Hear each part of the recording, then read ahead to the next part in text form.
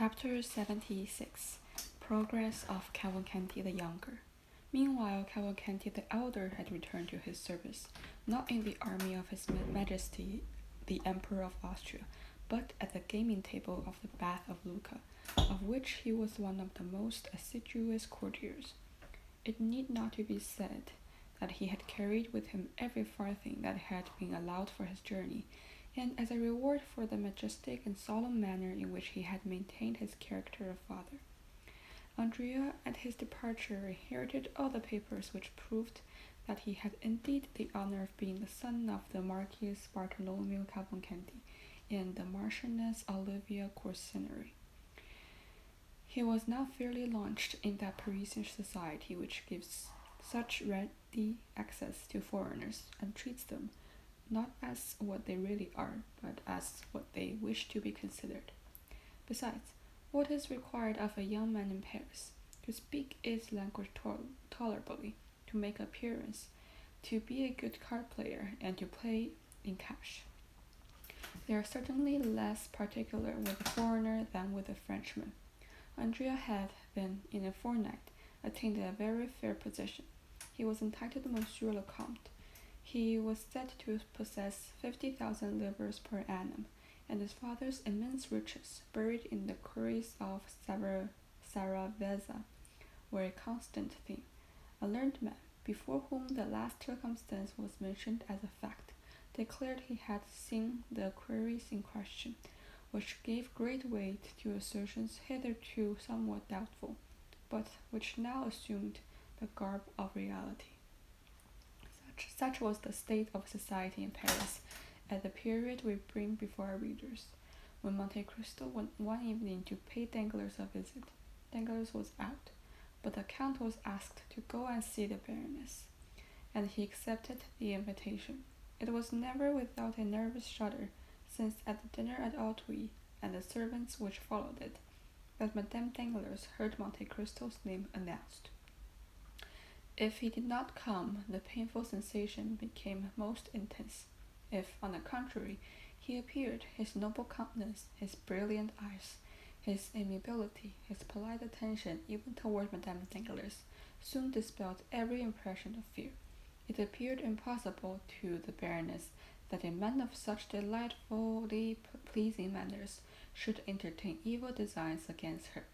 Besides, the most corrupt minds only suspect evil when it would answer some interested end, unless injury is repugnant to every mind.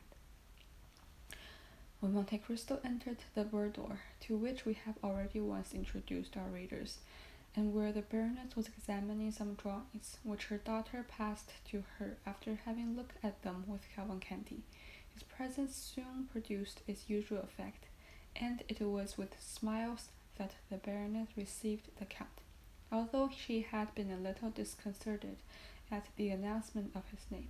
The latter embraced the whole scene at a glance. The Baroness was partially reclining on a caucasus.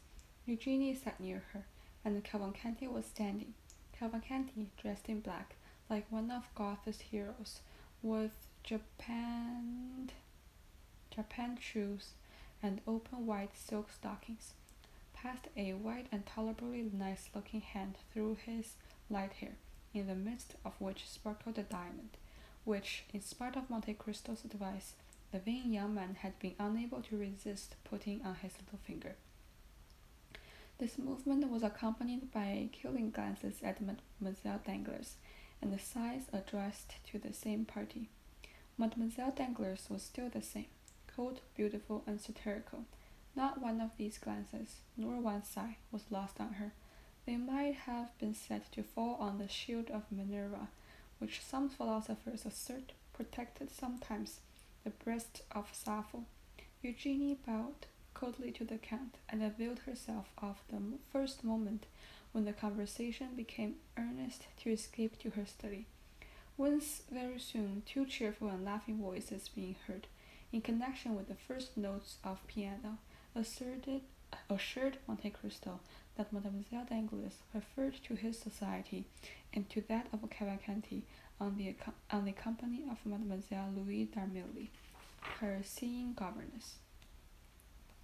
It was then, especially while conversing with Madame Danglars, and apparently absorbed by the charm of the conversation, the Count remarked Monsieur Andrea Cavalcanti's solicitude, his manner of listening to the music at the door he dared not pass, and of manifesting his admiration. The banker soon returned. His first look was certainly directed toward Monte Cristo, but second was for Andrea.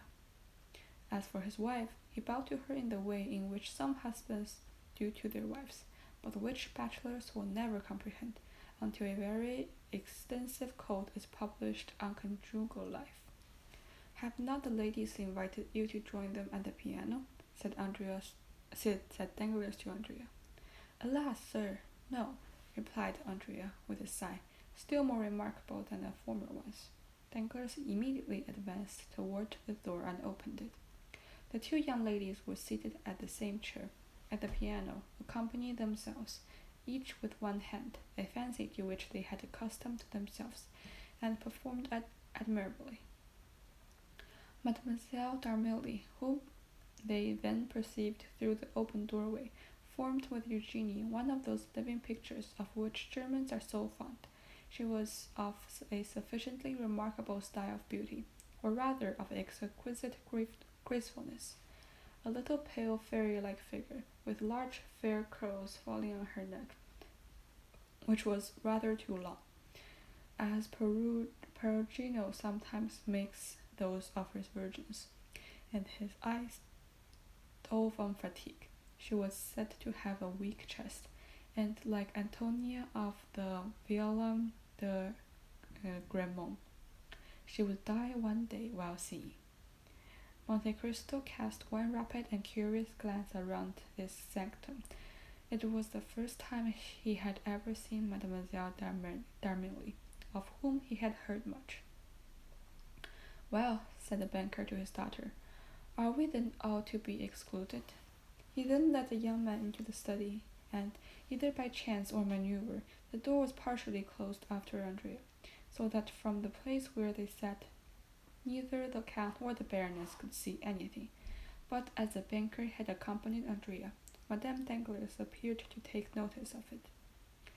The Count soon heard Andrea's voice, singing a Corsican song, accompanied by the piano, while the Count smiled at hearing the song, which made him lose sight of Andrea in the recollection of Benedetto. Madame Danglars was boasting to Monte Cristo of her husband's strength of mind, who that very morning had lost 300,000 or 400,000 francs by a failure at Milan.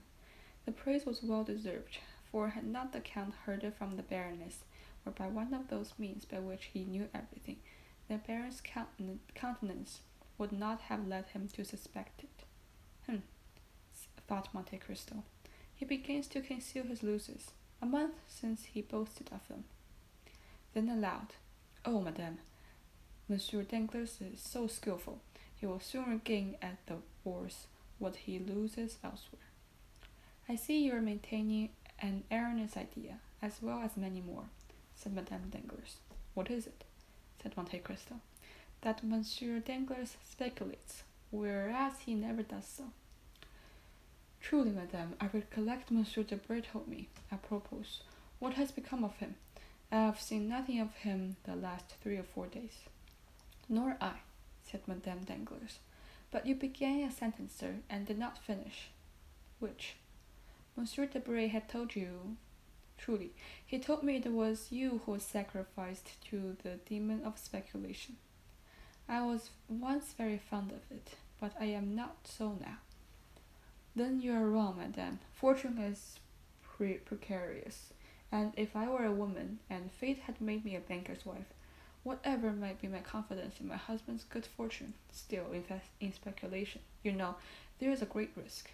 While I would secure for myself a fortune independent of him, even if I acquired it by placing my interest in hands unknown to him." Madame Danglars blushed, in spite of all her efforts. "Stay," said Monte Cristo, as though he had not observed her confusion. "I have heard of a lucky hit that was made yesterday at the Neapolitan bonds." "I have none, nor have I ever possessed any, But really we have talked long enough of money, Count. We're like two stockbrokers. Have you heard how fate is persecuting the poor Villeforts? What has happened? Said the Count, apparently ignorant of all. You know that Madame de Saint Méran died a few days after he had set out on his journey to Paris, and the Marchioness a few days after his arrival? Yes, said Monte Cristo, I've heard that. But as Claudius said to Hamlet, it is a law of nature. Their fathers die before them, and they mourn their loss. They will die before their children, who will, in their turn, grieve for them. But that is not all. Not all? No, they were going to marry their daughter to Monsieur Franz d'Épinay. Is it broken off? Yesterday morning, it appears, France declined. Indeed, and what is the reason known? Oh, and is the reason known? No. How extraordinary. How does Monsieur de Villefort bear it? As usual, like a philosopher. Danglars returned at this moment alone. Well, said the Baroness, do you leave Monsieur Cavalcanti with your daughter? And Mademoiselle d'Armilly, said the banker, do you consider her no one? Then, turning to Monte Cristo, he said, Prince Cavalcanti is a charming young man, is he not? But he is really a prince. I will not swear for it, said Monte Cristo. His father was introduced to me as a marquis, so he ought to be a count, but I do not think he has much claim to that title. Why? Said the banker. If he is a prince, he is wrong not to maintain his rank. I do not like anyone undeny his origin. Oh, but you are a pure democrat, said Monte Cristo, smiling. But do you see to what you are exposing yourself? If perchance Monsieur de Morcerf came, he would find Monsieur Cavalcanti in that room, where he, the betrothed of Eugenie, has never been admitted. You may well say perchance, replied the banker, for he comes so seldom, it would seem only chance that brings him. But should he come, and find that young man with your daughter, he might be displeased. You are mistaken. Monsieur Albert would not do us the honor to be jealous. He does not like Eugenie sufficiently. Besides, I care not for his displeasure. Still, situated as we are... Yes, do you know how we are situated? At his mother's ball he danced once with Eugenie, and Monsieur Cavalcanti 3 times, and he took no notice of it. The valet announced Monsieur le Viscount Albert de Morcerf. The Baroness rose hastily, and was going into the study, when Danglars stopped her. Stay, said he. He looked at him in amazement. Monte Cristo appeared to be unconscious of what passed. Albert entered, looking very handsome and in high spirits. He bowed politely to the Baroness, familiarly to Danglars, and affectionately to Monte Cristo. Then, turning to the Baroness, may I ask how Mademoiselle Danglars is? She is quite well, replied Danglars quickly. She is at the piano with Monsieur Cavalcanti. Albert preserved his calm and indifferent manner. He might feel perhaps annoyed, but he knew Monte Cristo's eye was on him. Monsieur Cavalcanti has a fine tenor voice, said he, and Mademoiselle Eugenie a splendid soprano. And then she plays on the piano like Thalberg. The concert must be a delightful one. They suit each other remarkably well, said Danglars. Albert appeared not to notice this remark, which was, however, so rude that Madame Danglars blushed. I too, said the young man, am a musician. At least, my masters used to tell me so, but it is so strange that my voice never would suit any other, like a soprano less any. Danglars smiled, and seemed to say, it is of no consequence. Then, hoping, doubtless, to effect his purpose, he said, the prince and my daughter were universally admired yesterday. You were not of the party, Monsieur de Morcerf? What prince? Asked Albert. Prince Cavalcanti, said Danglars, who persisted in giving the young man the title. Pardon me, said Albert, I was not aware he was a prince, and Prince Cavalcanti sang with Mademoiselle Eugenie yesterday. It must have been charming. Indeed, I regret not having heard them, but I was unable to accept your invitation. having promised to accompany my mother to a German concert given by the Countess of Chateau Renaud. Then, after an awkward silence, "May I also be allowed," said Morcerf, "to pay my respects to Mademoiselle Danglars?" "Wait a moment," said the banker, stopping the young man. "Do you hear that delightful cavatina? It is charming. Let them finish. One moment. Bravo! Bravo!" The banker was enthusiastic in his applause. "Indeed," said Albert, "it is exquisite. It is impossible to understand the music of his country better than Prince Cavalcanti does. You said prince, did you not? But he can easily become one, if he is not already. It is no uncommon thing in Italy. But to return to the charming musicians, you should give us treat, Danglars, without telling them there is a stranger. Ask them to sing one more song. It is so delightful to hear music in the distance, when the musicians are unrestrained by observation." Danglars was quite annoyed by the young man's indifference. He took Monte Cristo aside. "What do you think of our lover?" said he. "He appears cool, but then your word is given." "Yes, doubtless. I have promised to give my daughter to a man who loves her, but not to one who does not. Even if Albert had Cavalcanti's fortune, he is so proud, I would not care to see him marry her." "Oh," said Monte Cristo, "my fondness may blind me, but I assure you I consider Morcerf far preferable, and his father's position is good." "Humph," said Danglars. "Why do you doubt?" "The past, that obscurity on the past. But that does not affect the son. A month since you thought well of him. You won't understand. I am in despair.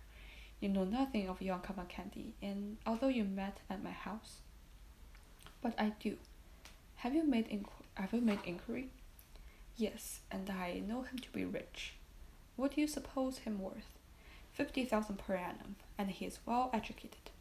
"Hum," said Monte Cristo in his turn. "He's a musician." "So are all Italians." "Come, Count, you do not do that young man justice." "Well, I acknowledge it annoys me, knowing your connection with the Morcerf family, to see him throw himself away."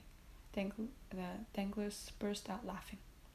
"What a Puritan you are," said he. "That happens every day. But you cannot break it off thus. The Morcerfs are depending on this union." "Indeed?" "Positively." "Then let them explain themselves. You should give the father a hint. You are so intimate with the family." "I? Where the devil did you find that out?" "At their ball. It was apparent enough. Why did not the Countess, the proud Mercedes, the disdainful Catalan, who will scarcely open her lips to her oldest acquaintances, take your arm, lead you into the garden, into the private walks, and remain there for half an hour?" "Baron, Baron," cried Albert, "why do you not listen? For a man of your musical taste, what a barbarism!" All right, joke away," replied Danglars. Then, returning to Monte Cristo, "But will you undertake to speak to father?" "Willingly, if you wish it. But let it be done explicitly and positively. If he demands my daughter, let him fix the day, declare his conditions. In short, let us either understand each other, or quarrel. You understand. No more delay." "Yes, sir, I will give my attention to the subject." "I do not say I do it with pleasure, but I do expect him to speak out. A banker must, you know, be a slave to his promise." And Danglars sighed as Cavalcanti had done half an hour before. "Bravo!" cried Morcerf, as the scene closed. Danglars began to look suspiciously at Morcerf, when someone came and whispered a few words to him. "I shall return soon," said the banker to Monte Cristo. "Wait for me. I shall perhaps have something to say to you." The Baroness took advantage of her husband's absence to push open the door of her daughter's study, and Andrea, who was sitting before a piano with Mademoiselle Eugénie, started up like a spring. Albert bowed to Mademoiselle Danglars with a smile, who, not appearing in the least disturbed, returned his bow with her usual coldness. Cavalcanti was evidently embarrassed. He bowed to Morcerf, who replied with the most impertinent look possible. Then Albert launched out in praise of Mademoiselle Danglars' voice, and on his regret that after what he had just heard, he had been unable to be present the previous evening. Cavalcanti, being left alone, turned to Monte Cristo. "Come," said Madame Danglars, "leave music and compliments, and let's go and take tea." "Come, Louise," said Mademoiselle Danglars to her friends. They passed into the next drawing-room, where tea was prepared, just as they were beginning, in the English fashion, to leave the spoon in their cups. The door again opened, and Danglars entered, visibly agitated. Monte Cristo observed it particularly, and by a look asked the banker for an explanation. "I've just received my courier from Greece," said Danglars. "Aha," said the count, "that was the reason for your running away from us." "Yes.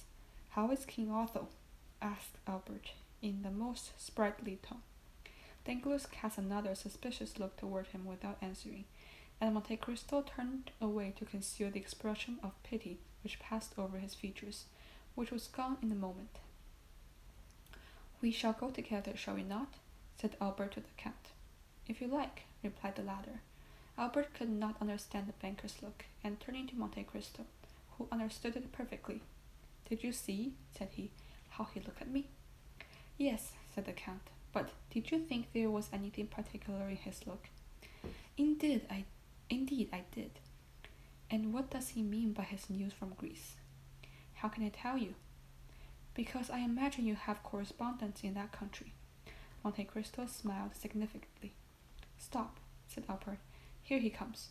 I shall compliment Mademoiselle Danglars on her cameo, while the father talks to you." "If you compliment her at all, let it be on her voice at least," said Monte Cristo. "No, everyone would do that." "My dear Viscount, you are dreadfully impertinent."